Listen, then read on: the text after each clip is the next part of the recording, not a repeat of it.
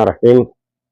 இந்தியாவினுடைய அரசியலில் மூன்றாவது முறையாக பாரதிய ஜனதா அல்லது என்டிஏ கூட்டணி பதவியேற்பு ஏற்கிறது.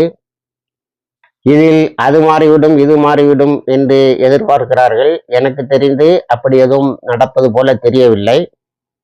நிதிஷ்குமாரும் சந்திரபாபு நாயுடும் மோடிக்கு தூக்கம் இல்லாமல் ஆக்குவார்கள் என்பது ஏற்றுக்கொள்ள வேண்டிய ஒரு உண்மைதான். இருந்தாலும் நிதிஷ்குமாருக்கும் சந்திரபாபு நாயுடுக்கும் தூக்கம் இல்லாமல் ஆக்குகிற வேலையை இன்றைக்கு பதவி ஏற்கிற பிரதமர் செய்வார்.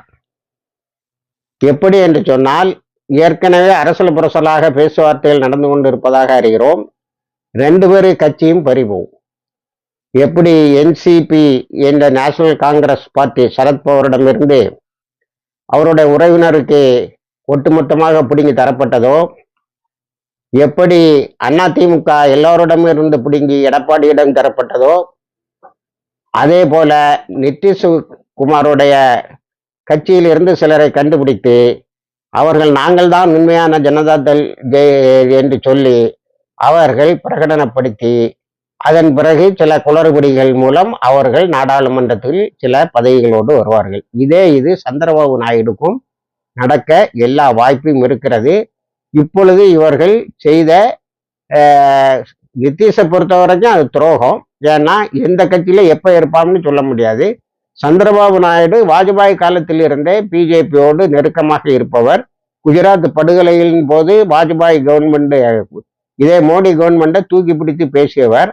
ஆனால் அவருக்கும் கட்சி பறிபோகும். ஏனென்று சொன்னால் இவர்கள் தலைவலி கொடுக்க ஆரம்பித்தால் கட்சியை வச்சுட்டு தானே இதை செய்வார். அதனால நானே உன் கட்சியை என் கட்சி ஆக்கி விடுகிறேன் என்று ஆகும்.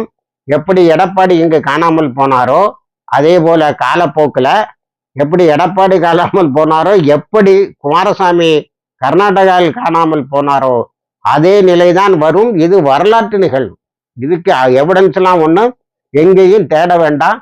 இவர்களோடு சேர்ந்தவர்கள் அழித்து விட்டு இவர்களாக ஆவார்கள் அதை என்பதை எடுத்துக்காட்டு. அதனால இன்னும் 2 கட்சிகள் காணாமல் போகிறது. என்ன பெரிய டேஞ்சர்னா, இன்னும் 2 மாநிலங்கள் பாசிசமயமாக வாய்ப்பு இருக்கிறது. பொறுத்திருப்போம், பார்ப்போம். இதற்கு எதிராக போராடக்கூடிய ஆயிரக்கணக்கான பத்திரிகையாளர்கள், சமூக ஆர்வலர்கள் இருக்கிறார்கள். அவர்களோடு நமது முயற்சியும் இணைந்தால் இவர்களை வீழ்த்தும் காலம் வெகு தூரத்தில் இல்லை. அதே போல இவிஎம்எஸ் பற்றி ஒரு பேச்சும் வரலையே என்று ஆச்சரியப்பட வேண்டாம். நிறைய ஊடகங்களிலே பேசவும் செய்கிறார்கள். இவிஎம்எஸ் ஒரு விளையாடி இருக்கிறது. எலெக்ஷன் கமிஷன் தொடக்க காலத்தில் இருந்தே எப்படி ஆளுங்கட்சிக்கு பக்கத்தில் போகவில்லையோ அதே போல தேர்தலில் உதவி செய்திருக்கிறது என்ற செய்தியை ஃப்ரண்ட்லைன் பத்திரிகையினுடைய துணை ஆசிரியர் ஒரு பேட்டியில் குறிப்பிட்டு இருக்கிறார். இன்வெஸ்டிகேஷன் நடந்துட்டு இருக்கனால நாங்கள் எதையும் இப்பொழுது அதிகமாக சொல்ல விரும்பவில்லை என்று சொன்னார்.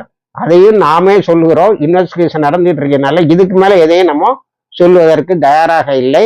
அந்த இன்வெஸ்டிகேஷன் முடிஞ்ச பிறகு பல வழக்குகள் வரும். ஆனா அந்த வழக்குகளில் நியாயம் கிடைக்குமா என்பது சந்தேகத்துக்குரியதான். இணைந்திருங்கள், சப்ஸ்கிரைப் பண்ணுங்க. எல்லா தகவலையும் உங்களுக்கு கொண்டு வந்து சேர்க்கிறோம்.